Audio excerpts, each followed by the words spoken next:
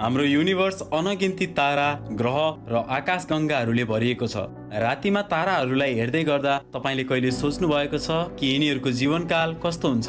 हरेक ताराको आफ्नो जीवनकाल हुन्छ। उनीहरू जन्मिन्छन् र अन्त्यमा समाप्त हुन्छन्। एउटा ताराले कति वर्षसम्म सर्भाइभ गर्छ त्यो त्यसको साइजमा डिपेन्ड हुन्छ।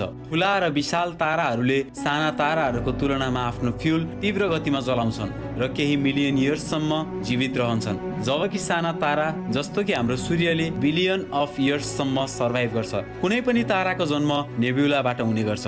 नेबुला भनेको ग्यास र डस्टको बादल हुन् जुन मिलियन अफ लाइट इयर्ससम्म फैलिएका हुन्छन्। लाखौं वर्ष पश्चात त्यो नेबुला प्रोटोस्टारमा कन्भर्ट हुन्छ। तर यदि त्यो स्टार हाम्रो सन जति सानो छ भने उसको लाइफ एउटा व्हाइट ड्वार्फ स्टारमा चेन्ज भएर सकिनेछ।